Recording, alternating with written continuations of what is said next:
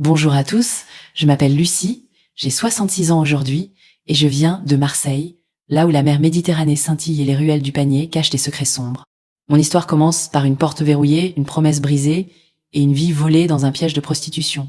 Mais c'est aussi l'histoire de ma liberté conquise mot par mot grâce à une plume. Avant de commencer, prenez un pastis frais, asseyez-vous et dites-moi dans les commentaires de quelle région de France vous m'écoutez. Likez cette vidéo et abonnez-vous à ma chaîne, car vos âmes donnent vie à mes souvenirs. Nous sommes en 1968 à Marseille, une ville bouillonnante où les quais du Vieux-Port embaument le poisson et l'anie, où les calanques brillent sous un soleil brûlant et où les chansons de Fernandel s'échappent des bistrots aux volets bleus. J'avais 18 ans, des cheveux noirs bouclés tombant sur mes épaules et des rêves plus grands que la statue de la Bonne Mère. J'étais la fille d'un docker et d'une poissonnière, une famille modeste du quartier de l'Estac, où les maisons colorées s'accrochent aux collines. À 17 ans, sur le marché aux poissons de l'Estac, une femme élégante, Madame Claire, m'a abordée. Vêtue d'un tailleur blanc, elle sentait le jasmin et parlait avec un accent parisien. « Tu es belle, Lucie, tu pourrais être modèle », a-t-elle dit, me tendant une carte ornée d'une adresse dans le quartier de Noailles. Elle évoquait des agences prestigieuses, des séances photos pour des magazines, des robes scintillantes comme celles des stars au Festival de Cannes. À Marseille, où les filles comme moi cousaient des filets ou vendaient des sardines, c'était un conte de fées. Mes parents, méfiants, fronçaient les sourcils. « C'est trop beau, Lucie », disait ma mère, ses mains cailleuses serrant un panier de poissons. Mais j'étais jeune, têtue, éblouie par l'idée de fouler les pavés parisiens, d'être admirée sous les flashs. J'ai passé des nuits à coudre des robes, imaginant des vitrines sur la canébière. Madame Claire écrivait des lettres, promettant un contrat, un avenir doré. Mes parents, usés par la vie, ont cédé. En avril 1968, avec 200 francs économisés de mes ventes au marché et une valise remplie de robes cousues main, j'ai pris un train pour Marseille, direction ce studio à Noailles. Ma mère m'a embrassée, ses larmes mouillant mon châle. « Reviens vite, ma fille », a-t-elle murmuré. Je ne savais pas que je courais vers un piège. À mon arrivée à Noailles, sous un ciel gris d'avril, Madame Claire m'a accueillie dans un appartement étroit, aux rideaux tirés, à l'odeur de tabarance. « Repose-toi, on commence demain », a-t-elle dit, son sourire crispé, en verrouillant la porte derrière moi. Mon cœur s'est serré, un pressentiment glacé montant en moi. Le lendemain, pas de caméra, pas de robe. Un homme est entré, Monsieur André, grand, avec un cigare éteint entre les lèvres et des yeux froids comme la mer en hiver. Il m'a toisé, un rictus aux lèvres. « Tu travailleras pour moi », a-t-il grogné, sa voix râpeuse me donnant la chair de poule. J'ai compris, horrifié, que j'étais dans une maison close déguisée, un piège de prostitution.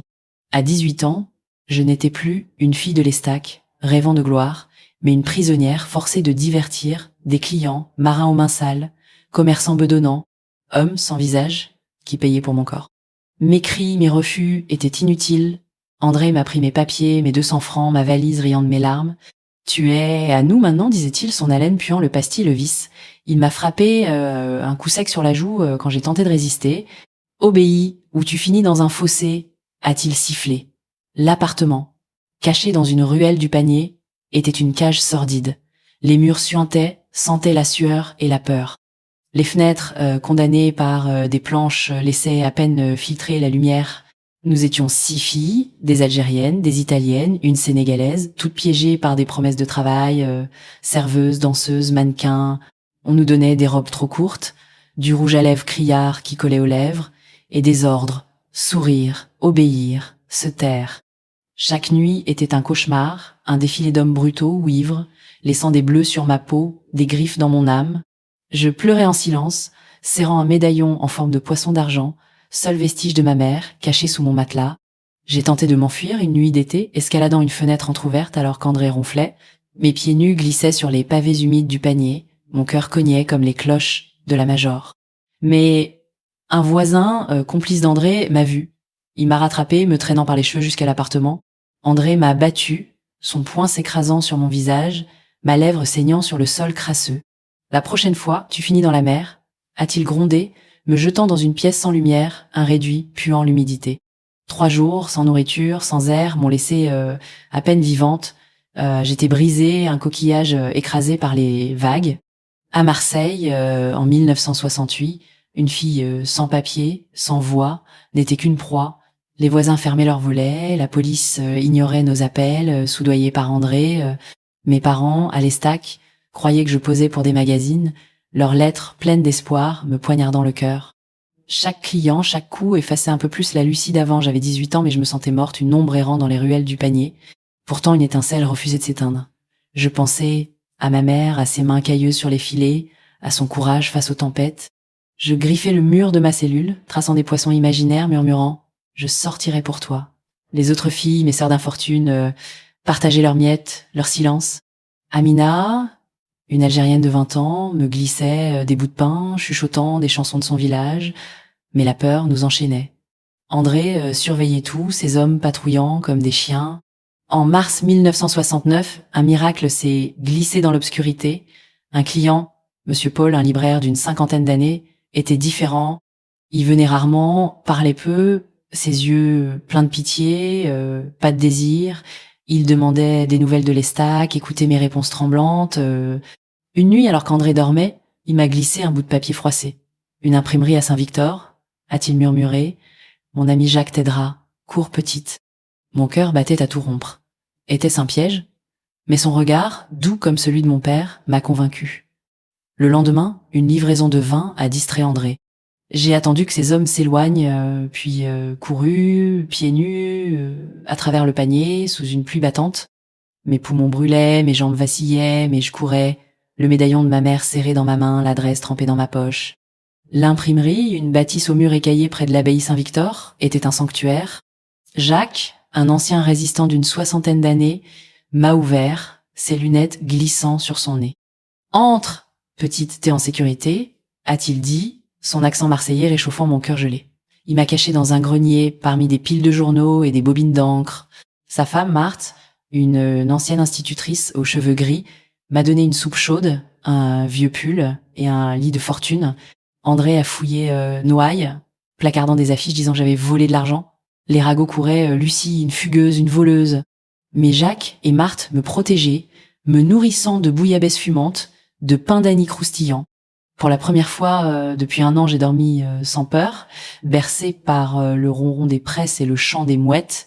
Pour gagner ma place, j'ai proposé d'aider. Jacques m'a donné un carnet, un stylo. « Raconte ce que t'as vu, petite », a-t-il dit, ses yeux brillants. Mes mots maladroits décrivaient l'appartement sordide, les filles au regard éteint, André et ses poings, les clients sans âme. Chaque phrase était un cri, une révolte contre l'horreur. Marthe corrigeait mes fautes, m'apprenant à structurer mes pensées, à donner du poids à mes phrases. « T'as une voix, Lucie, une voix qui peut tout changer », disait-elle, son sourire effaçant mes doutes. J'écrivais la nuit, sous une lampe à pétrole, mes doigts tachés d'encre, mes larmes mouillant le papier. Je racontais les stacks, les filets de ma mère, les rêves brisés à Noailles, la puanteur du panier. Ces mots étaient ma rédemption, ma façon de redevenir humaine. En 1970, Jacques a publié mon témoignage anonyme dans un journal local, La Provence, intitulé « Les ombres du panier ». Il décrivait les maisons closes, les filles piégées, les complices intouchables. L'article a secoué Marseille. Les lecteurs, choqués, écrivaient des lettres, demandaient justice. Les autorités, sous pression, ont enquêté. André a été arrêté, l'appartement fermé, les filles libérées. Amina m'a écrit libre, retournée à Alger. J'ai pleuré, serrant mon carnet contre mon cœur, sentant que mes mots avaient brisé des chaînes. Mais la liberté était fragile. Sans papier, sans argent, je risquais l'expulsion. Marseille, avec ses calanques éclatantes et ses marchés bruyants, restait hostile. Les gens chuchotaient. Lucie, la fille du panier, quelle honte. Mes parents, alertés par l'article, m'ont écrit, me traitant d'ingrate pour avoir sali l'honneur. Leur rejet m'a poignardé, mais je refusais de plier. Jacques m'a trouvé un travail de dactylo dans l'imprimerie, tapant des articles, des affiches, mes doigts dansant sur une vieille machine à écrire. Chaque franc économisé était un pas vers une vie nouvelle. En 1971, j'ai loué une chambre minuscule près du Vieux-Port, un lit étroit, une table bancale, une fenêtre donnant sur la mer scintillante. Je lisais Zola, Camus, Colette, empruntant des livres à la bibliothèque municipale Alcazar.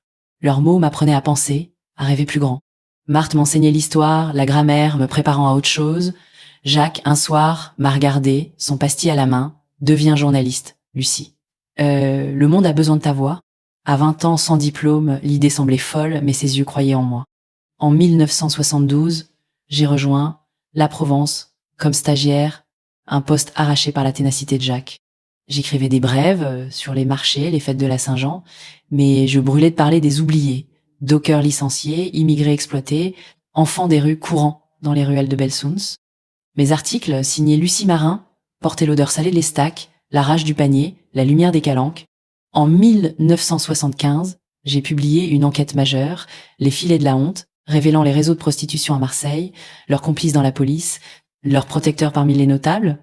L'article a fait trembler la ville. Des officiers ont été suspendus, des proxénètes arrêtés. J'avais 25 ans et mes mots changeaient le monde. Les lecteurs m'écrivaient, des femmes me serraient dans leurs bras au marché de la Plaine. Merci Lucie pour nous avoir donné une voix. Mais la gloire n'effaçait pas les cauchemars. Je rêvais d'André, de ses poings, des clients aux mains glacées.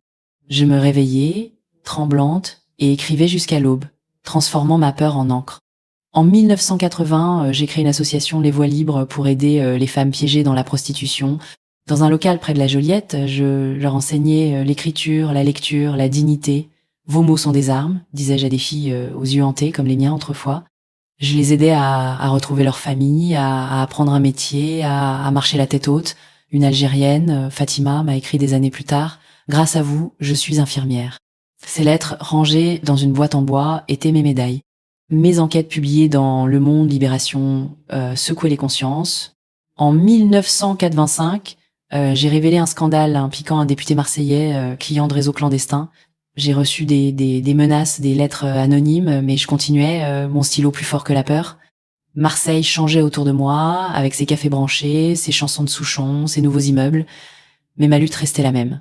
En 1990, j'ai retrouvé mes parents vieillis, repentants, dans leur maison de l'Estac. « Pardon, Lucie, nous n'avions pas compris », a dit ma mère, pleurant. J'ai pardonné, les serrant contre moi, sentant l'odeur des filets et de la mer. Ma famille, c'était aussi Jacques, Marthe, les filles sauvées, les lecteurs qui croyaient en moi. Jacques est mort en 1995, Marthe en 1998. À leur enterrement, j'ai lu des extraits de mon carnet, mes premiers mots de liberté, sous le ciel bleu de Marseille. En 2000, j'ai publié un livre, L'encre du panier, racontant mon histoire et celle des filles du bordel. Il est devenu un best-seller, traduit en italien, arabe, anglais. Les écoles marseillaises l'enseignent et des jeunes filles m'écrivent « Vous m'inspirez, Lucie ». Aujourd'hui, à 66 ans, je vis dans un appartement au panier, entouré de carnets, de stylos, de lumière méditerranéenne. Mes articles sont dans des archives, mes combats gravés dans des lois. Les voix libres existent toujours, portées par mes protégés, des femmes aux plumes acérées. Mes cicatrices visibles et invisibles racontent une histoire de fer, d'encre, de liberté. André est mort, oublié, tandis que je vis pour la vérité. À vous, mesdames, je dis, peu importe le piège, vous pouvez en sortir. Prenez une plume, un rêve et écrivez votre victoire. Si mon histoire vous a touché, likez cette vidéo, abonnez-vous et dites-moi en commentaire d'où vous m'écoutez. Êtes-vous à Lyon, à Brest ou dans un coin de Marseille comme le mien? Partagez vos propres combats, vos propres mots. Ensemble, nous sommes des flammes que rien n'éteint. Merci de tout mon cœur.